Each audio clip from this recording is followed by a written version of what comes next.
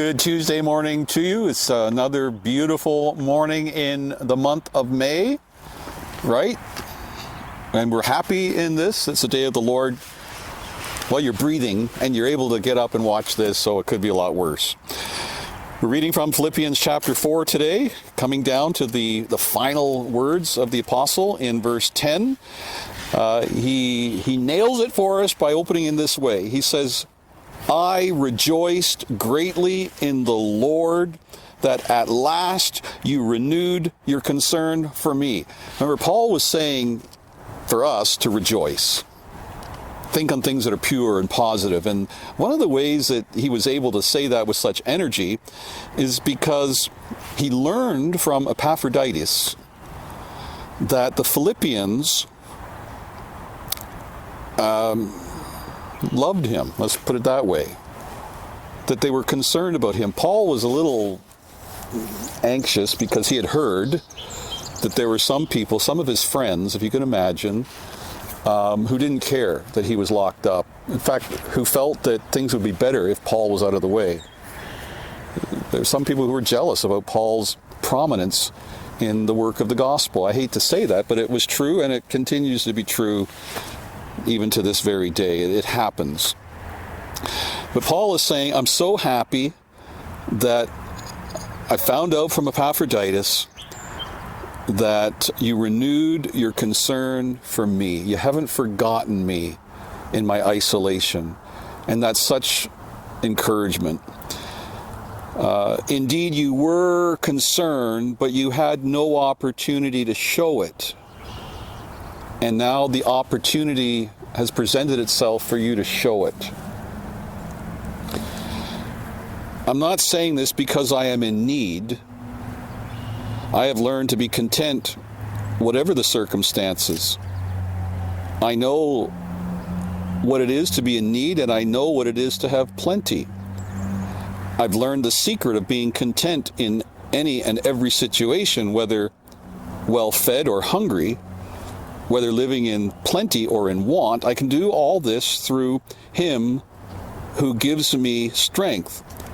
Yet it was good for you, even though I said all that. And even if you had never shown your concern for me, I have learned to rely on God, but I'm human. And it meant a lot to me to know that you did care for me. It was good for you to share in my troubles. You know, just this morning, our doorbell rang, and in our church, there are things happening to formal and informal, to care for people, and there are different ones who, for various health reasons, are shut up and inclined more than others to maybe just be in despair or discouraged. And we got a flower delivered to our door today. So what's this for? Well, I've forgotten. It was for my wife. It wasn't for me. My wife doesn't get out much, as you know. She's just not able to drive. She's housebound. And so people in the church included her in this list. And they gave her a flower. And, I kind of think, Paul is saying, look, I'm glad that you care.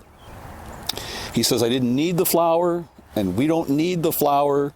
We need Jesus, and Jesus is in every circumstance. I'm okay. But he says it was good for you. And I did rejoice greatly. My enthusiasm for God was just a little more intense, because you showed your care for me. And we need to realize that a flower or an email or a little word is so welcome, is so important. You say, well, you got Jesus, what else do you need? And that's true. Paul is saying, I've learned how to do that. But sometimes God blesses my heart when other people show their concern for me. So Paul says, it was good of you to share in my troubles. Moreover, he says, as you Philippians know, in the early days of your acquaintance with the gospel, when I set out from Macedonia, not one church shared with me in the matter of giving and receiving except you only. For even when I was in Thessalonica, you sent me aid more than once when I was in need. Not that I desire your gifts. What I desire is that more be credited to your account. It's amazing what he's saying. He's agreeing that he loves the gift. He needs the gift. And at the same time, he's saying, God is enough for me. If I die tomorrow, it's been good.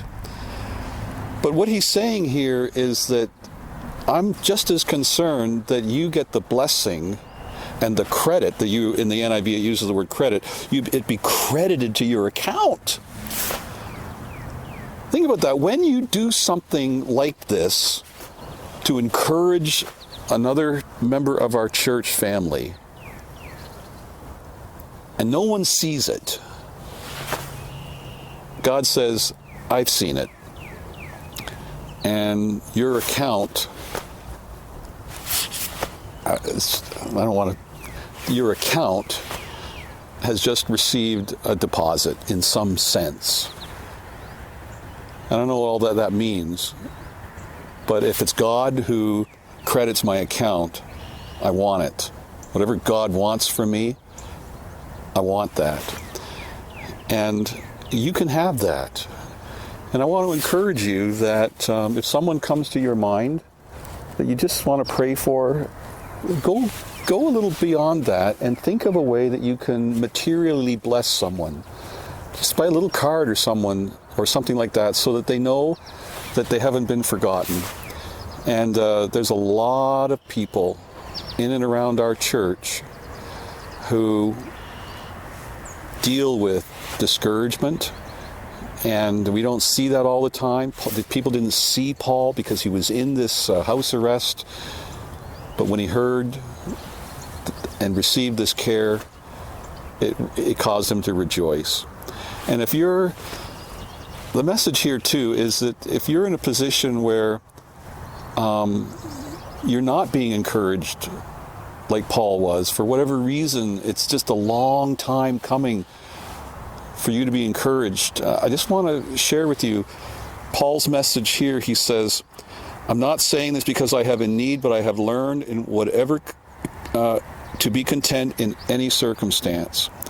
And we need to be able to say that even if we don't get the encouragement from people who love us, there is a sense in which we can be encouraged in Jesus Christ. It's not a reason to be bitter if we don't receive the blessing and the encouragement from people who shouldn't forget about us. Does that make sense?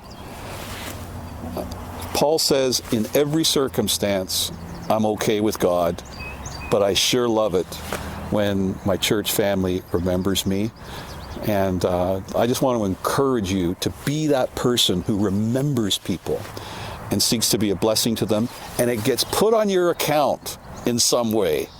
So God bless you, and thank you for being a blessing, and seek today how you can be an encouragement to someone else in our church family. God bless you.